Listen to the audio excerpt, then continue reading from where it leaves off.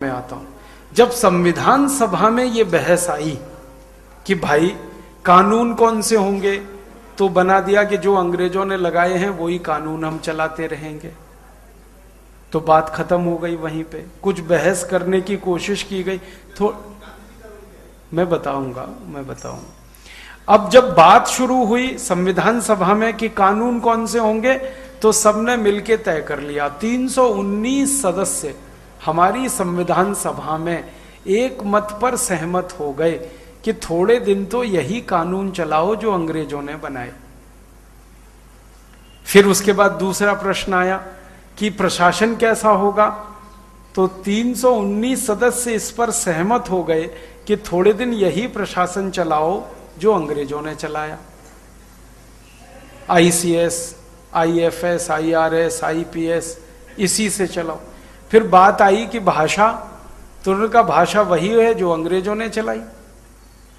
तब बवंडर खड़ा हुआ। और गांधी जी की जो बात आपने पूछी, यहां गांधी जी ने कहा कि अगर ये संविधान बन रहा है भारत का, गांधी जी तो पहले ही यहां से चले गए संविधान पूरा होने से पहले, लेकिन संविधान बनने की प्रक्रिया महात्मा गांधी के सामने शुरू हो गई थी। संविधान सभा की कुछ बैठकें गांधी जी के जिंदा रहते रहते हो चुकी थी।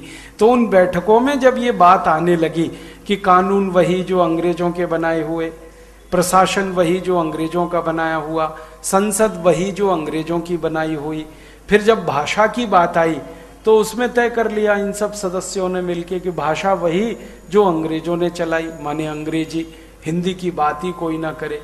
तब गांधी जी के सामने ये बात आई तो उन्होंने कहा, पंडित जवाहरलाल नेहरू को बुलाया, बहुत गुस्से में उन्होंने कहा, जवाहर इस संविधान को फाड़ कर रद्दी की टोकरी में फेंक दो।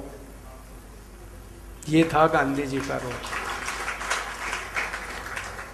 पंडित नेहरू ने कहा कि बापू ये तो हम बड़ी मेहनत से बना रहे हैं। तो उन्होंने कहा कि तुम भारत को दोबारा गुलाम बनाने की तैयारी कर रहे हो, संविधान नहीं बना रहे हो।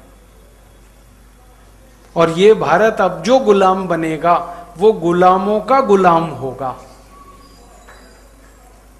पहले भारत अंग्रेजों का गुलाम, अब की बार गुलामों का गुलाम। तो नेहरू जी के समझ में नहीं आया, तो गांधी जी ने कहा कि देखो तुम अंग्रेजों के गुलाम और भारत तुम्हारा गुलाम,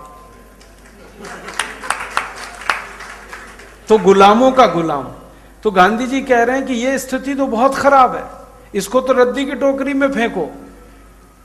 और गुस्से में उन्होंने कहा कि नहीं फेंका तो मैं जलाऊंगा फिर इसको, और तुम याद रखो कि फिर ये संविधान जलाने के जुर्म में मैं गिरफ्तार होऊंगा और मेरी जगह तुम्हारी जेल में होगी।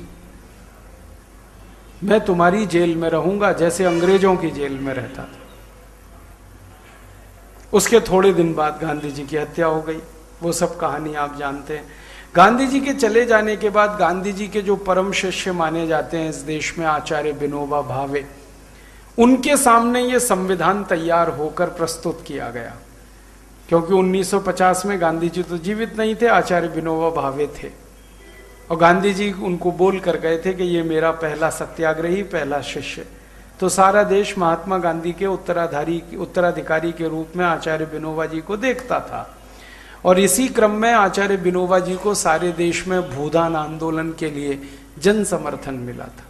तो जब विनोबा जी के सामने ये संविधान तैयार होकर आया, अच्छे से बढ़िया कॉपी बना के जिल्द विल्द चढ़ा के, तो उन्होंने पढ़ा और देखा, तो उन्होंने कहा इसमें तो बापू की एक भी बात नहीं।